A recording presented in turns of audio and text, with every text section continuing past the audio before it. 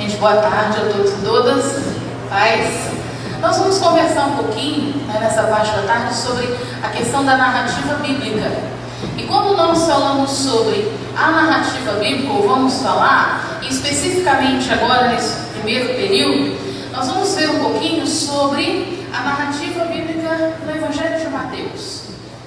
Quando a gente fala sobre narrativa, nós estamos especificamente falando sobre como, um autor escreveu ou passou essa mensagem e o que ele esperava desse receptor ou desse leitor, ou no nosso caso, no termo bíblico, do ouvinte, Porque nós sabemos que a Bíblia, ela era ouvida, a narrativa ela era ouvida, as comunidades se reuniam e ouviam assim a palavra de Deus, e o entendimento vinha pelo ouvir. Daí a questão da fé, que a fé ela vem pelo ouvir, e o ouvir a palavra de Deus. O nosso desafio é como essa comunidade ouvia, e como que ao longo da construção do texto ou das narrativas, a mensagem ela era passada, como é que se ouvia isso, como é que se entendia isso,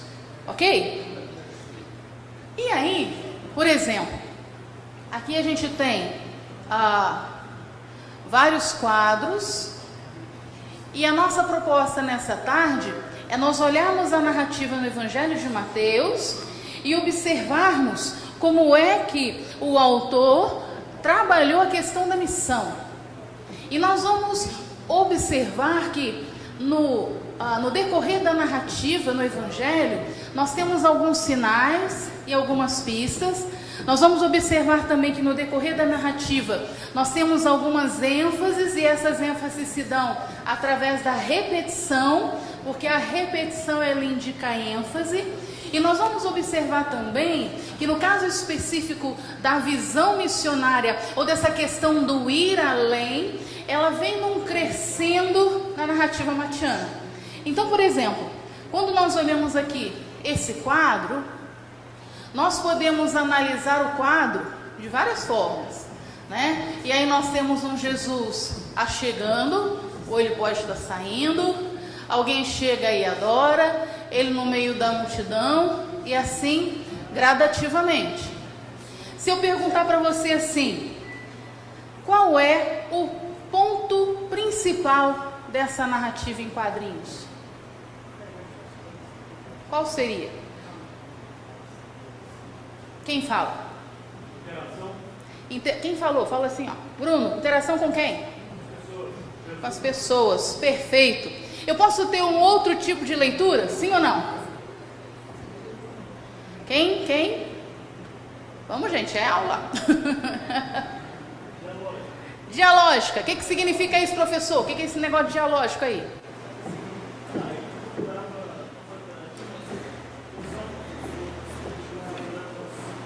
Perfeito, muito obrigada. Mais o que? Tem uma outra leitura? Pois não. Dinâmica de particular e comunitário. Particular e comunitário, perfeito. E aí, de repente, você está olhando o quadro e você tem várias mensagens. É exatamente isso. Porque, dependendo do óculos que eu uso, eu irei observar uma mensagem específica no texto, na narrativa. Nós iremos olhar agora com o óculos da missão. Como é que, o texto ele vai nos dando sinais, pistas, ou por vezes a informação está lá, mas não havíamos percebido. Por quê? Se eu estou olhando com o óculos do Bruno, eu estou observando a interação entre Jesus e os seus discípulos. Se eu tiro esse óculos, eu olho sobre uma nova perspectiva, uma nova forma de entender o texto, eu vou estar descobrindo novas informações, novos sinais, novas interpretações, novas hermenêuticas. Tudo bem? Ok? Amém? Não amém? Sim? Quando a gente olha para o texto, para a narrativa, e observamos as repetições, observe bem. Espero que vocês estejam conseguindo ver bem a imagem. Nós temos repetições mas elas estão caracterizadas de formas diferentes. Então, por exemplo, esse cara aqui tá lá de cachecol, né? Esse aqui tá de bonezinho, tá de bermudinha. Esse aqui tá com uma outra vestimenta, mas todos estão informando ou enfatizando o tombo. Quando eu olho o texto, quando eu olho a narração, né? Eu pego, né? Por exemplo, Mateus, você pega lá do capítulo 1, vai até o 28. Você precisa procurar um fio condutor.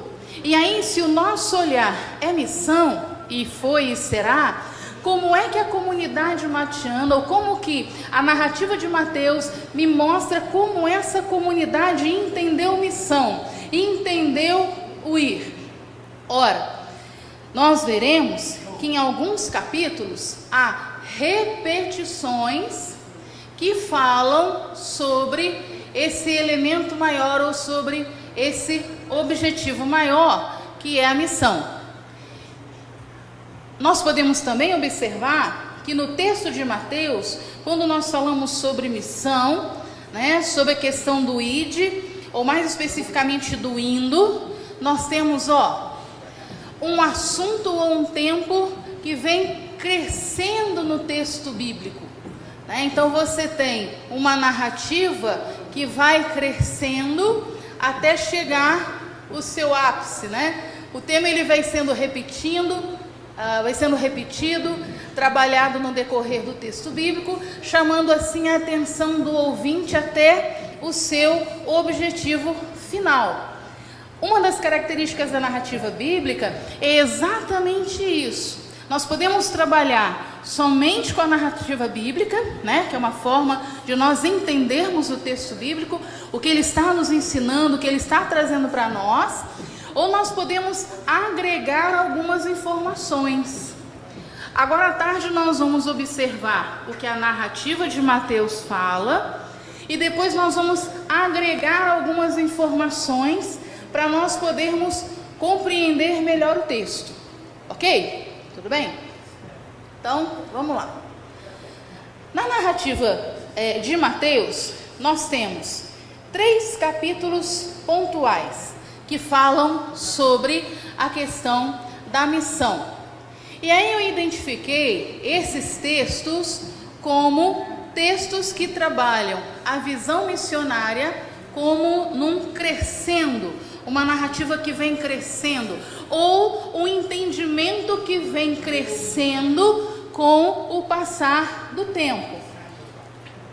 Então, por exemplo, lá em Mateus 10, nós temos lá: não tomeis rumo aos gentios, de preferência, procurai as ovelhas perdidas da casa de Israel. O que está acontecendo em Mateus capítulo 10? É o texto do envio. Quando Jesus chama os seus discípulos e os envia a missão.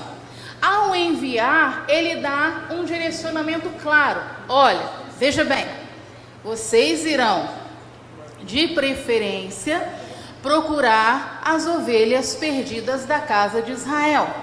Portanto, não tomeis rumo aos gentios.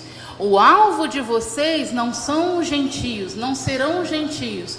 O alvo de vocês são as ovelhas perdidas da casa de Israel.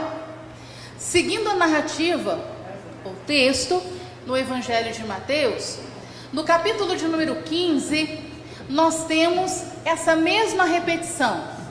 Também na boca ou na fala do Cristo, na fala de Jesus. Só que tem um detalhe. Desse capítulo para esse capítulo, do início do Evangelho para o final do Evangelho, há uma abertura missionária decisiva feita pelo próprio Cristo. Quando nós estamos em Mateus capítulo 15, do verso 21 a 28, quando se dá o encontro com a mulher Ciro-fenício, a mulher cananeia, Jesus responde: não fui enviado senão as ovelhas perdidas da casa de Israel, especificamente no verso 24. Bem, mas nós vamos parar aqui e nós vamos abrir os textos, tá certo? Portanto, eu peço a gentileza de que você abra a sua Bíblia em Mateus capítulo 10, por favor. Amém? Mateus capítulo 10. O que nós estamos vendo?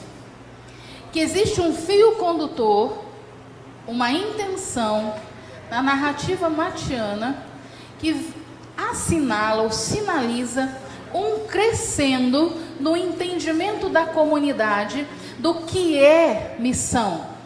Porque até então eu estou com um grupo que tem uma perspectiva peculiar. Só que durante a narrativa, durante a escrita do Evangelho, eu tenho sinais que vão me pontuando que não é apenas aquilo. O que não é apenas aquilo? Que a missão, ela não é direcionada apenas às ovelhas perdidas da casa de Israel. Então vamos lá. Mateus 10, por gentileza. Mateus, capítulo de número 10, os versos 5 e 6. Quem achou pode ler para nós, por favor. A estes 12 enviou Jesus, dando-lhes as seguintes instruções: não tomeis rumo aos gentios, nem entreis em cidade de samaritanos, mas de preferência procurai as ovelhas perdidas da casa de Israel. Bem, então no capítulo 10 eu tenho uma afirmação: mas de preferência procurai as ovelhas perdidas da casa de Israel. Quando eu sigo na narrativa, onde eu encontro novamente essa afirmação? Eu encontro novamente essa afirmação em Mateus capítulo 15. Por gentileza, vamos lá para o capítulo de número 15. Mateus 15, de 21 a 28. Diz assim a palavra do Senhor: partindo Jesus dali, retirou-se para os lados de Tiro e Sidom. E eis que uma mulher cananeia, que viera daquelas regiões, quer dizer, das regiões de Tiro e Sidom, clamava: Senhor, filho de Davi, tem compaixão de mim. Minha filha está horrivelmente endemoniada. Ele, porém, não respondeu palavra. E os seus discípulos, aproximando-se, rogaram-lhe: despede-a, pois vem clamando atrás de nós. Mas Jesus respondeu: não fui enviado senão as ovelhas perdidas da casa de Israel.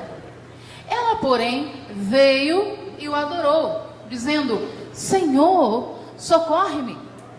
Então, ele respondendo, disse: não é bom tomar o pão dos filhos e lançá-lo aos cachorrinhos. Ela, contudo, replicou: sim, Senhor, porém os cachorrinhos comem das migalhas que comem da mesa dos seus donos. Então lhe disse Jesus: ó mulher, grande é a tua fé, faça-se contigo como queres. E desde aquele momento sua filha ficou sã. Bem, nós temos a afirmação de que os discípulos deveriam levar a palavra apenas para as ovelhas perdidas da casa de Israel, em Mateus 10. Nós temos a mesma repetição em Mateus capítulo 15, quando Jesus responde: não fui enviado senão as ovelhas perdidas da casa de Israel.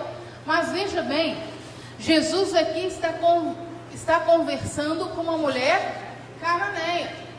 Então ele está conversando com quem ele próprio havia falado para que não se conversasse? Como é que é isso? Nós falamos então que há uma quebra ou uma mudança a partir do verso de número 15. Então quando eu começo a ler no capítulo de número 1, e aí eu começo a olhar com óculos da missão, eu paro no 10, que é o envio. Ei, vocês vão levar a minha palavra, vão iniciar esse trabalho, porque diz o relato que depois Jesus vai até as cidades onde eles estavam, mas vocês só irão ou vocês estarão conversando, entrando nas casas apenas de judeus. Ok, segue a missão, o relato continua, mas quando chega no capítulo de número 15, o próprio Jesus quebra aquilo que ele mesmo havia dito para fazer. Por que será que há uma quebra? Nós falamos que há uma intenção na narrativa, há uma intenção, de chamar a atenção do ouvinte para algo novo. Porque especificamente no relato da mulher, você está com a sua Bíblia aberta aí, por gentileza? O que acontece? Ponto 1. A mulher conversa com Jesus. E aí quando ela o vê, como é que ela o saúda? Hein, gente? Senhor, filho de Davi. Peraí, é uma estrangeira que reconhece o Senhor, ou Jesus como Senhor. Alguma coisa aconteceu aí. Será que essa mensagem ela transpôs, ela foi além dos limites da qual o próprio Cristo havia dito? Porque na sequência da narrativa, de 1 a 15, nós temos vários sinais indicando que a fama de Jesus foi além. Uma outra questão interessante nesse texto é no verso de número 25, por gentileza. E aí diz assim: ela, porém, veio, porque ele disse para ela, olha, não fui enviado senão as ovelhas perdidas da casa de Israel. Quer dizer, eu não fui enviado para você. Ela, porém, veio e o adorou, dizendo: Senhor, socorre-me. Então ele dá uma resposta que a gente pode achar assim: puxa vida, mas que Jesus indelicado. Porque ele diz: não é bom tomar o pão dos filhos e lançá-lo aos cachorrinhos. E aí nós sabemos que o cachorro, ele tem a mesma indicação do porco para o judeu. E aí a gente precisa ter clareza de que esse texto está sendo ouvido por judeus cristãos. Então esse texto está sendo ouvido por judeus cristãos, judeus que estão iniciando essa caminhada, da mensagem do Cristo. Como é isso? E eles precisam ser ensinados a quebrar paradigmas ou terem uma nova visão com relação à missão, com relação à missão do Cristo. E daí então, Jesus, alguns comentaristas dizem que Jesus fala assim, não é bom tomar o pão dos filhos e lançá-lo aos cachorrinhos, para que ouvindo, os judeus ouvindo, vejam como é duro o discurso, como é complicado, chamar o outro de impuro. Bem, mas ela segue. E aí ela diz no 27, ela contudo replicou: sim, Senhor, porém os cachorrinhos comem das migalhas que caem da mesa dos seus senhores. E aí no verso 28, então lhe disse Jesus: ó mulher, grande é a tua fé, faça-se contigo como queres. E desde aquele momento, sua filha ficou sã.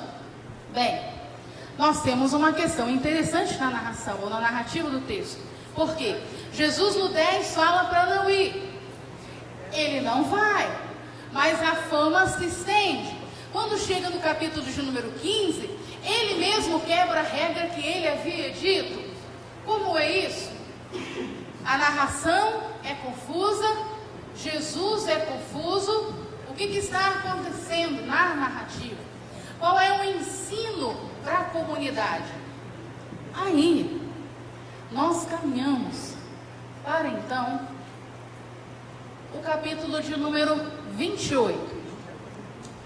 No capítulo de número 28, final da narrativa do Evangelho de Mateus, é dito então: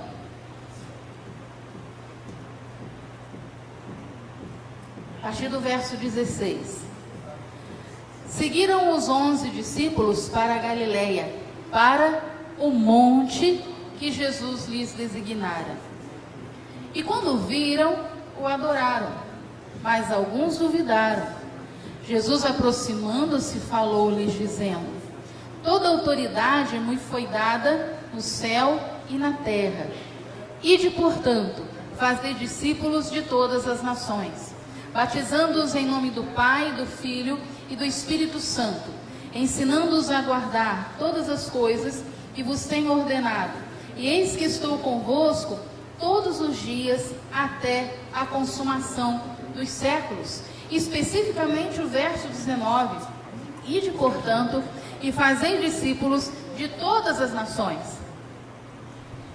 Nós entendemos que o tema de missão na narrativa em Mateus, ele vem num crescendo, desde o capítulo 10, passando pelo capítulo 15, aonde há uma ruptura ou uma mudança drástica da visão anterior para a posterior, concluindo no capítulo 28, a todas as nações. Daí, no Evangelho, nós também podemos observar alguns sinais ou algumas pistas que falam ou que indicam exatamente esse alvo às nações na literatura matiana. Quais seriam? Mateus capítulo 1, de 1 a 17, quando nos é relatado a genealogia. De cara no início do livro de Mateus, olha aqui para mim, por gentileza, você já vê algo diferente. Por quê? Na árvore genealógica, você já vê mulheres e você vê Raabe, uma prostituta. Pera lá. Já é um indicativo de que essa genealogia não é pura. Essa genealogia já indica algo diferente. Como é que o Messias, ele não vem de uma linhagem pura, certa, limpa. Ele tem um tipo de contaminação no meio dela. Ora, já na narrativa de início, eu já começo a observar que Mateus, ou a comunidade de Mateus, está sendo trabalhada para um olhar além. Para um olhar além das ovelhas perdidas da casa de Israel. Um outro momento é quando, em Mateus capítulo 12, verso 6, o próprio Cristo diz: aqui está quem é maior do que o templo. É claro que essa afirmativa causa escândalo, mas a narrativa está falando de algo muito interessante. Por quê? Porque quando eu estou no contexto do livro de Mateus, eu estou em um mundo judaico-cristão. O templo, ele é pontual para que eu vá e receba o perdão de pecados. Só que tem um detalhe. Nesse período, o templo, ele já foi destruído lá em 70. E agora uma das perguntas pontuais é: aonde ou o que eu faço para receber o perdão de pecados? E aí então a comunidade está discutindo isso. Para a comunidade matiana, especificamente, o perdão de pecados, ele seria recebido ao se fazer parte da comunidade. Para os fariseus da época, eles entendiam que o conseguir o perdão de pecados seria através do se obedecer irrestritamente à lei. E você tem uma discussão. Se há uma afirmação dizendo do próprio Cristo que aqui está quem é maior do que o templo, ele também já está sinalizando que aqui é um Messias ou é alguém que pode propor coisas novas para a comunidade. Quando nós vamos para Mateus capítulo 22, de 8 a 9, um outro sinal é quando acontece o texto das bodas, né? E aí o texto diz assim, no verso 8 e 9: então disse aos seus servos: está pronta a festa, mas os convidados não eram dignos. E depois, para as encruzilhadas dos caminhos e convidai para as bodas a todos quanto encontrardes. Pergunto, quem é que estava às bodas do caminho? Todos aqueles que o judeu não queria à mesa. Todos aqueles que eram impuros. Então nós temos no decorrer da narrativa de Mateus exatamente esses sinais. E por último, em Mateus 24:14, está escrito assim: e será pregado este evangelho do reino por todo o mundo para testemunho a todas as nações. Veja bem, durante a narrativa estão os sinais, estão nos mostrando, está mostrando para a comunidade que a missão ela era além, que a missão ela iria além. Algumas informações relevantes para nós entendermos melhor as questões e a visão de missão dentro do Evangelho de Mateus. É uma comunidade judaico-cristã, quer dizer, judeus que estão compreendendo, entendendo a mensagem do Cristo. Essa sociedade, ela é estruturada entre pureza e impureza. Logo eu tenho a questão do que é terra santa, do que é terra impura, do que é povo santo, do que é povo impuro. Monte em Mateus é local da revelação de Deus. Observe que tanto as bem-aventuranças, do capítulo de 5-7, acontece no monte, quando em Mateus 28, da grande comissão, também acontece no monte. Por quê? Porque quando em Mateus algo acontece no monte, traz à memória a questão ou o momento onde houve a ação de Deus no Antigo Testamento e que houve quebra de paradigmas, houve coisas novas, indicação do ir além. Isso é resgatado, isso é trabalhado na narrativa presente no Evangelho de Mateus. A presença dos fariseus, que traz a pureza do templo para a mesa, para a dinâmica dos relacionamentos. Eu não tenho mais o templo, né? E aí eu começo a organizar estruturas de poder diferenciadas. Os fariseus trazem então a pureza que se devia ter no templo, na pessoa dos sacerdotes, para a questão da mesa. Logo, eu só me assento junto com o igual. Por que é importante pontuar isso? Porque quando Jesus, no capítulo 15, conversa com a mulher lá, Ciro Fenícia, de Cananeia, ele traz a questão da mesa. E aí ele fala, bem, não é bom tirar o pão dos filhos e dar aos cachorrinhos. Ele traz para o ambiente da mesa. Quando ele faz isso, quando ele traz para o ambiente da mesa, ele está trazendo para esse ambiente farisaico do puro e do impuro. Linguagem que a comunidade martiana de judeus cristãos estão entendendo muito bem. E aí quando ela responde, olha, mas os cachorrinhos comem das migalhas que caem no pão. Ela também está trazendo, e ela conversa com Jesus de igual para igual, porque ela trabalha no mesmo imaginário a questão da mesa, mas olha, sempre tem algo que os outros recebem. Daí Jesus identifica essa mulher como uma mulher de grande fé, ou de tamanha fé, que indica uma quebra também, uma ruptura de um paradigma. E por último, lugar, os locais. Jesus o tempo inteiro, na narrativa de Mateus, ele está caminhando dentro da Terra Santa. Nós vamos ver isso daqui a pouco.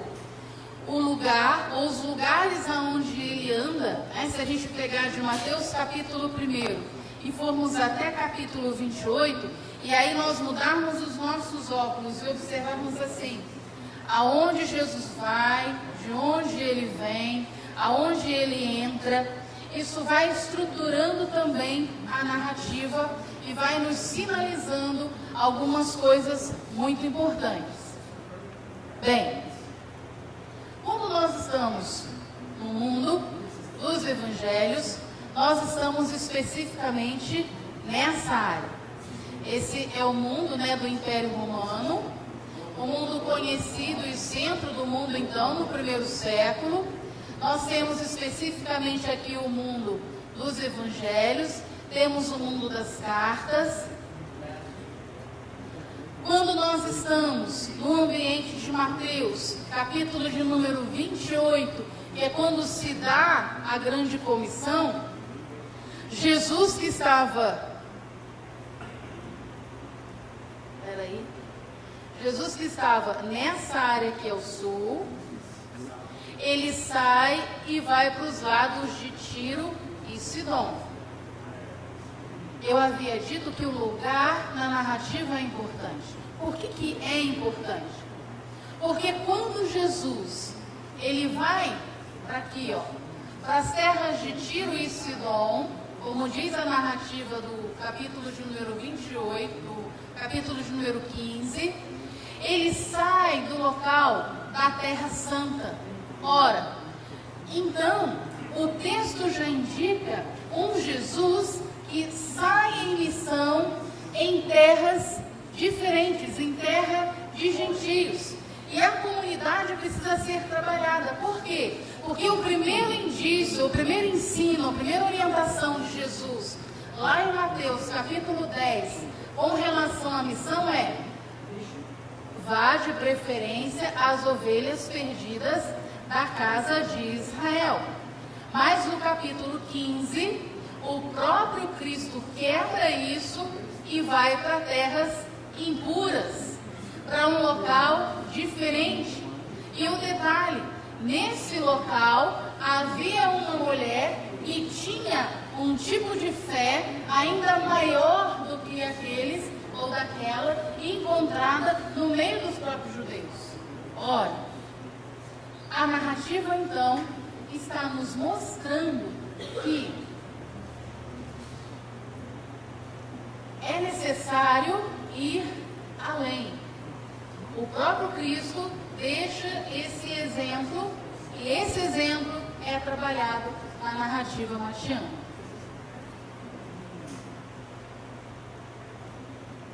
No encontro com a mulher Ciro-Fenícia, com a mulher cananeia, quando a gente está no outro evangelho dito Ciro-Fenícia, e em Mateus especificamente a mulher cananeia, no capítulo 15, de 21 a 28, há a proposta de uma universalização da missão.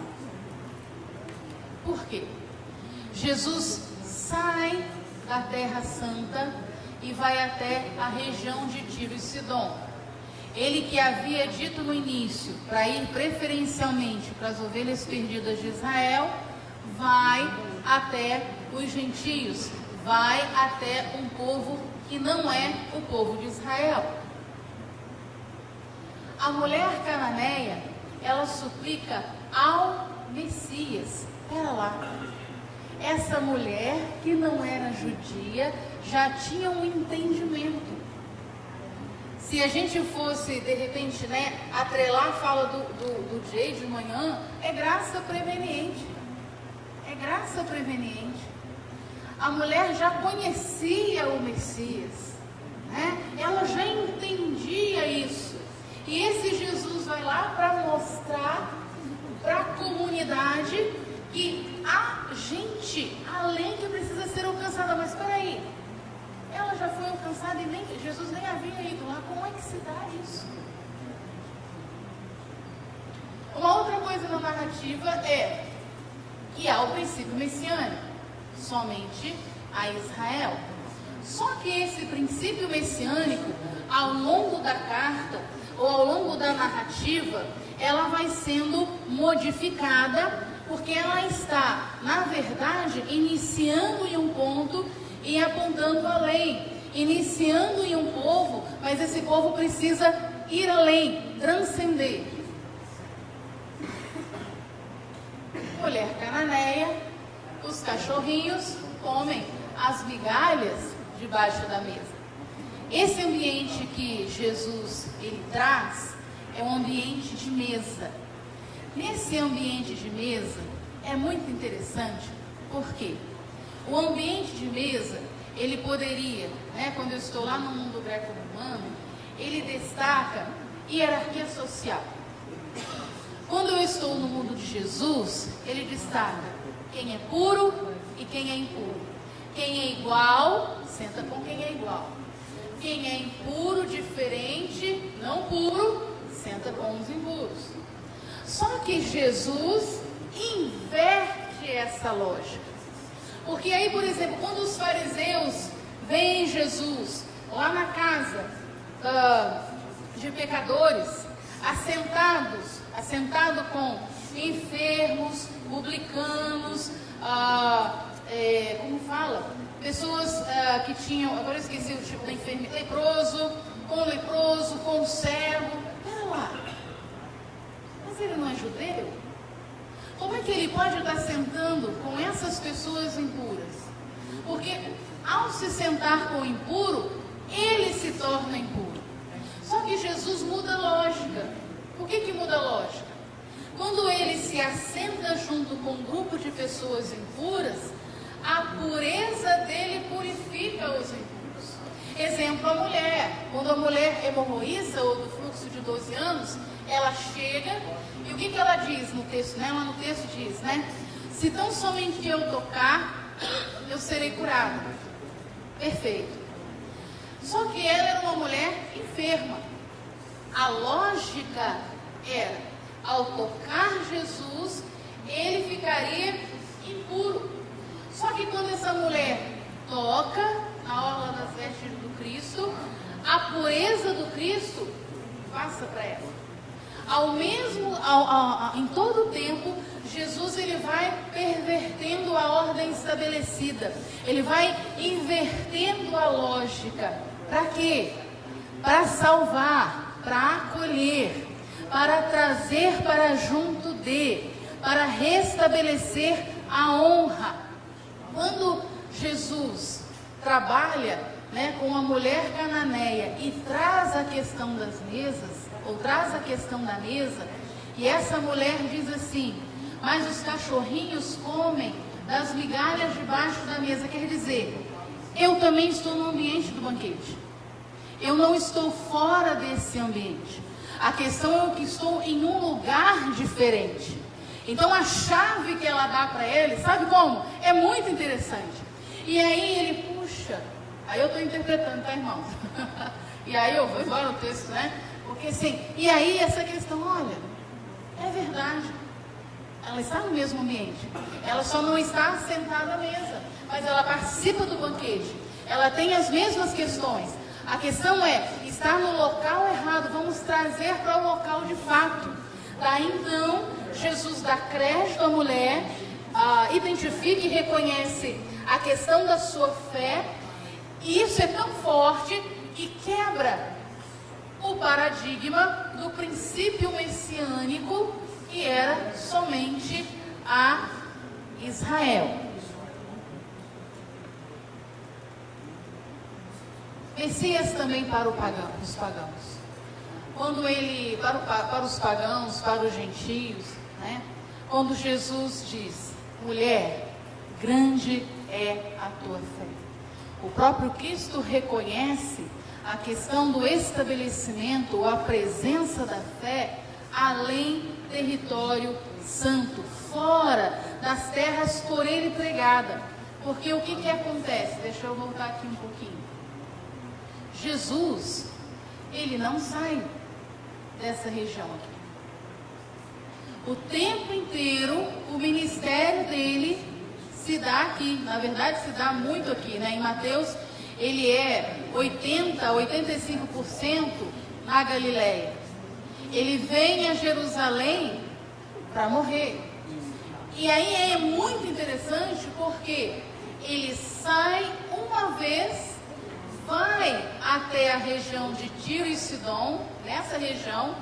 Nessa região, ele tem uma experiência marcante que fica como mensagem para a comunidade do transcender. Daí a missão começa, se eu pudesse colocar assim, né? Começa a subir, né? Começa aqui a ir para outros países, principalmente a partir de Atos ou com a efusão do Espírito Santo. Messias também para os pagãos. Para mim esse aqui é um dos momentos mais bonitos no texto, quando ele diz para ela: mulher, grande é a tua fé. Aí é aquele momento quando a gente vê uma pessoa que não é cristã ou de uma outra religião e que tem atitudes e questões que falam: puxa, isso é fé, isso é algo de Deus. É o ver o que o professor falou pela manhã, a graça perveniente ou a ação de Deus em uma outra cultura, em outro povo, em um outro momento que você nunca de repente poderia ter percebido. E o Cristo está aqui dando exemplo para a comunidade de que isso tanto é possível que ele mesmo observa e afirma e identifica isso para com a mulher. Mulher, grande é a tua fé. Assim, a missão, que inicialmente era voltada apenas para as ovelhas perdidas de Israel, passa a ser universal para todos os povos e nações.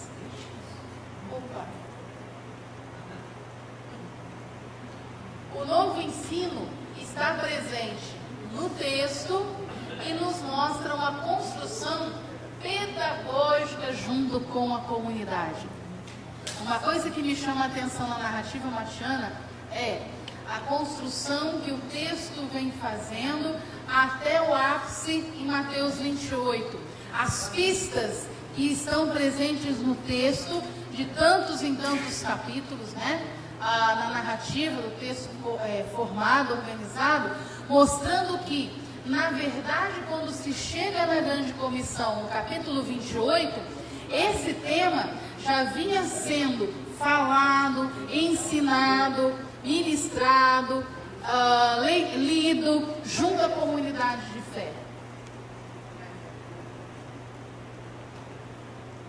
O direcionamento, a grande comissão, no caso Mateus 28, tanto quanto Mateus 28, eu vou entrar em outro texto, o direcionamento, ele é realizado no monte. E aí uma coisa é bem interessante, porque em dois momentos o monte está presente de modo pontual na narrativa em Mateus. Nas bem-aventuranças de 5 a 7. E depois, lá na grande comissão, no capítulo 28. Me parece que talvez, porque eu que acho assim, né? E dos capítulos 5 a 7, nas bem-aventuranças, é o ensino do Cristo de como vivenciar os princípios do reino dos céus, né? Porque o texto de Mateus fala reino dos céus, só uma vez fala sobre o reino de Deus, de modo prático, no dia a dia. Como é que eu vivo isso no meu dia a dia? Ou na minha segunda, na minha terça, na minha quarta, bem-aventuranças de 5 a 7. E quando ele faz isso no monte, significa revelação de Deus. E quando eu tenho novamente uma revelação lá no capítulo 28, me parece, isso nós vamos ver na quarta, que é a mesma proposta de cotidianidade. É a mesma proposta no sentido de que a missão, ela precisa estar incorporada e vivenciada no meu dia a dia. Não é só um momento especial. Ela precisa fazer parte dessa dinâmica da segunda, da terça, da quarta, da quinta, até o domingo. Me parece que os textos, eles estão interligados, porque são dois momentos específicos dentro de um mesmo evangelho ou dentro de uma mesma narrativa que pontuam questões do dia a dia. Aqui, no geral, do como lidar, nos relacionamentos, do acolhimento. E aqui no 28, do ir além. E parece que há uma interligação entre esses dois, junta-se, ao mesmo propósito. Repetindo aqui, o direcionamento é realizado no monte, porque é local de revelação em Mateus, isto é, algo legitimado e vindo da parte de Deus. Porque é necessário se estabelecer um local específico em Mateus, porque eu estou conversando com uma comunidade de judeus cristãos. Então eu preciso trazer imagens familiares para esse grupo de pessoas. Eu preciso trabalhar com um vocabulário que eles conhecem, eles entendam o que está querendo ser dito. Em outros locais, em outros evangelhos, monte não é lugar da revelação de Deus. Mas em Mateus, pontualmente o é, porque está se dialogando com uma comunidade de judeus cristãos. E por último, há uma lógica implícita no desenvolvimento da missão em Mateus. E aí, no nosso próximo encontro, nós vamos ver especificamente a lógica que há em Mateus, capítulo de número 28. Como é que essa grande comissão ela é direcionada? Por exemplo, abra sua Bíblia por gentileza em Mateus capítulo 28, 16 a 20.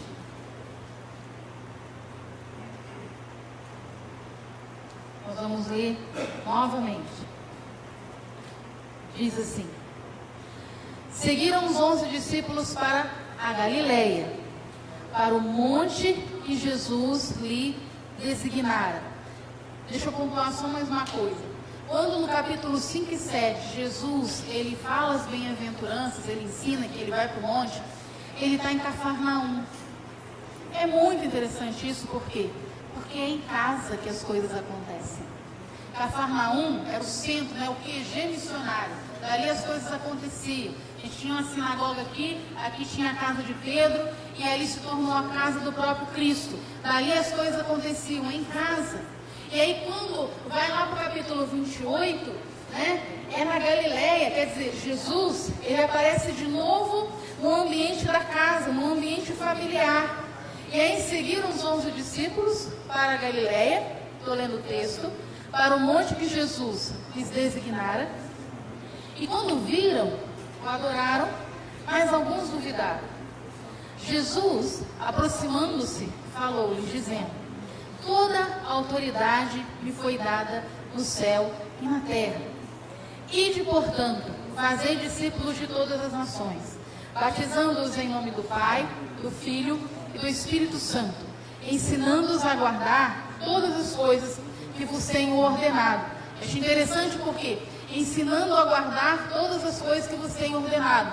Eu tenho a narrativa seguindo, mas aonde pontualmente em Mateus o ensino aconteceu? Capítulo de 5 a 7, que também foi um ensino que aconteceu no monte, lugar da revelação de Deus. E eis que estou convosco todos os dias até a consumação do século. Eu já estou concluindo, mas eu gostaria que você abrisse a sua Bíblia lá em Mateus 4, por favor.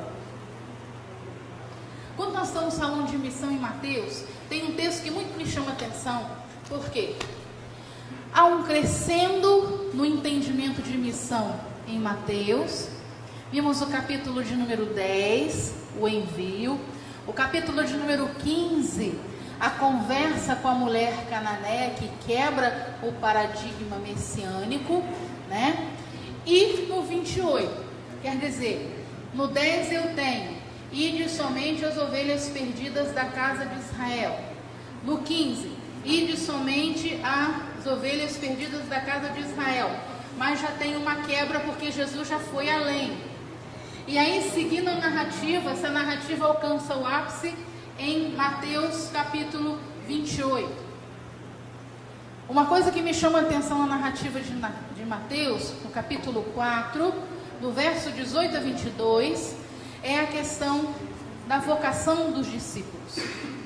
O texto diz assim: caminhando junto ao mar da Galileia, viu 2 irmãos, Simão, chamado Pedro, e André, que lançavam as redes ao mar, porque eram pescadores. E disse-lhes: vinde após mim, e eu vos farei pescadores de homens. Então, eles deixaram imediatamente as redes e o seguiram. Passando adiante, viu outros 2 irmãos, Tiago, filho de Zebedeu, e João, seu irmão, que estavam no barco em companhia de seu pai, consertando as redes, e chamou-os. Então, eles no mesmo instante, deixando o barco e seu pai, o seguiram. Há muitas quebras aqui. Exemplo: naquela época, aquele que queria ser discípulo, que chegava até o mestre e perguntava: o senhor poderia me aceitar como discípulo? Jesus o muda: venham até mim. Inversão. Depois, quando o texto, em Mateus, no capítulo, versículo 18, diz: caminhando junto ao mar. Esse verbo caminhar aqui é peripatel, quer dizer, é um andar, não um andar assim, eu vou levantar de manhã e vou dar um passeio perto do mar ou do lago da Galileia. Não, há uma intenção específica nesse caminhar. Esse caminhar, ele é um caminhar que gera ensino.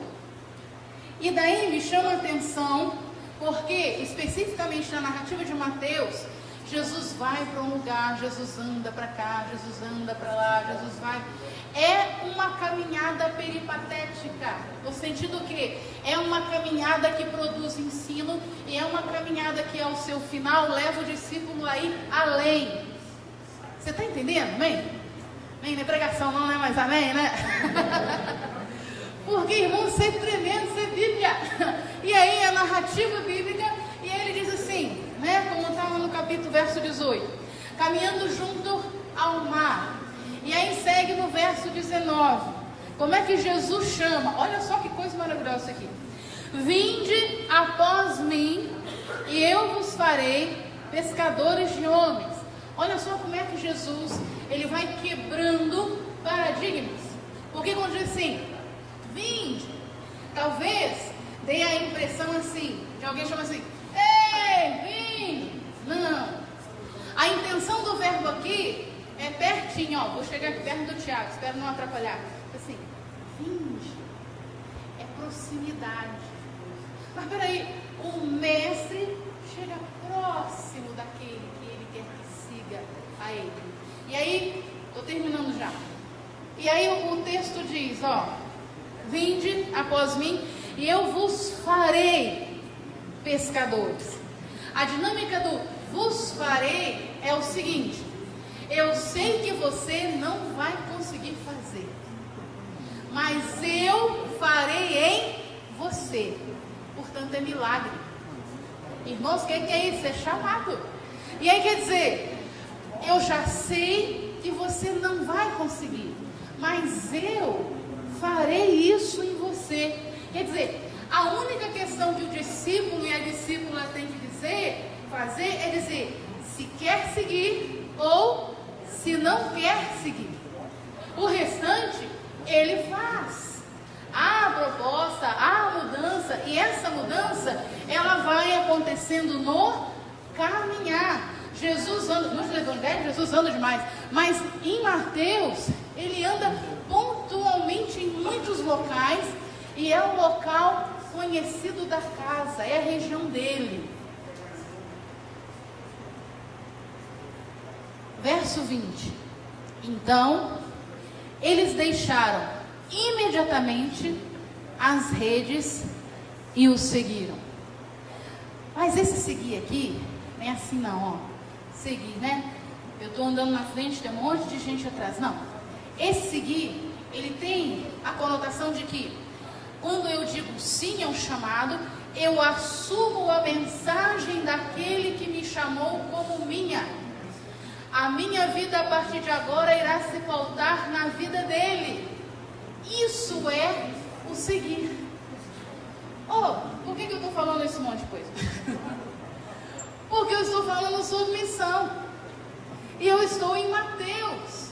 E quando eu estou em Mateus, há algo, há palavras, há expressões que são sinais durante toda a narrativa que mostram esse ir além, esse ir além, como você, como discípulo, como a discípula do Cristo, e o ir além na questão da missão. Bem, mas eu apertei de novo. A palavra ou a mensagem final, então, né, o ápice da narrativa matiana, ide, portanto, fazer discípulas de todas as nações. Nós vamos ver na quarta que na verdade não é ide, é indo, né, e que não é fazer, é faça. Né? A gente vai conversar um pouquinho sobre essa lógica interna. E veja bem que nós estamos dentro da narrativa de Mateus. Né? Nós temos aqui a indicação das referências, de algumas referências bibliográficas, né, que nós utilizamos, né, está à disposição na biblioteca. Nós temos também aqui na nossa livraria, e é essa proposta, né? Como nós podemos observar, né? Estou voltando aqui rapidinho, como é que nós podemos observar a partir da narrativa? Olha só, o que talvez o autor, ao escrever, quis passar para o seu leitor. No nosso caso, quando nós estamos no mundo bíblico, o que o escritor ou escritores, ao deixar um relato, quis que os seus ouvintes entendessem. A questão é, quando eu estou em Mateus, esses ouvintes são judeus cristãos. E essa mensagem, ao ser passada, ao ser trabalhada, precisa estar dentro do vocabulário deles. E é exatamente isso que acontece. Ok? Dúvidas e perguntas? Pois não. Falando no tema da missão do Crescente, você pontuou três versículos, né? Isso. Não ficou, eu entendi a Crescente, porém não ficou explícito para mim como é que é. A primeira, no Mateus capítulo 10, é onde Jesus pega e envia os discípulos. Ele chama e os envia. Aí o segundo seria o encontro com a mulher Canané. Aí a quebra do paradigma, seria isso? Isso. O que você precisa prestar atenção quando eu estou trabalhando com a narrativa? A repetição. Exatamente a mesma repetição. Isso não é como é que fala? Um por acaso no texto bíblico. A repetição indica ênfase. A repetição, ela é pensada. Então, quando eu estou em Mateus 10, a orientação aos discípulos é: não tomeis rumo aos gentios. De preferência, procurai as ovelhas perdidas de Israel. Essa mesma fala, ou esse mesmo direcionamento, acontece em Mateus 15, só que você tem um contraponto aí. E em Mateus 28, eu já tenho uma ordem, porque o fazer discípulo aqui é imperativo, então é faça, ou assim, não é faça, é discipular. Então você tem, no decorrer da narrativa, uma primeira fala, uma repetição e outra construção. Daqui para cá, eu tenho mudança. Eu venho numa mudança crescente, para mim crescente, porque eu olho para as ovelhas perdidas da casa de Israel, que são importantes, mas não são só elas, são todas as demais. Então eu amplio essa visão. Como é que eu acho isso? Buscando as repetições do texto, porque eu estou trabalhando com análise da narrativa. Na verdade, aqui eu acrescentei também a questão histórico-crítica quando eu trago outras informações. Mas, a priori, quando eu olho a narrativa, e aí você pega lá, vamos lá, faz exercício assim, Bruno, vamos lá. Vai pegar o primeiro capítulo de Mateus, hoje eu vou ler Mateus quando eu chegar em casa. Glória a Deus, aleluia. Aí você vai pegar no capítulo 1 ao 28, direto. Você vai buscar o quê? Repetição. Que repetição você quer procurar? A submissão. Onde fala submissão? Aí vamos supor que aí você vai lendo, você, poxa, o envio. Como é que eles foram enviados? O que Jesus falou? Aí você pega uma sentença lá. Aí você vai atrás dessa sentença na narrativa toda. Você vai encontrar a mesma repetição no 15, só que com uma coisa diferente. Porque ele manda e faz outra. E depois você não encontra mais. Espera aí. E quando eu tenho no final, eu tenho uma ordem pontual, que é o discipular. Mas não é discipular as ovelhas perdidas, é discipular a todas as nações. Então eu tenho ampliar. Tudo bem? Ficou claro ou não? Então, na narrativa, com respeito ao tema da missão, no Evangelho de Mateus, o capítulo 10, o capítulo 15 e o capítulo 28, eles são estruturantes, que a gente diz. Tá? Dúvidas e perguntas?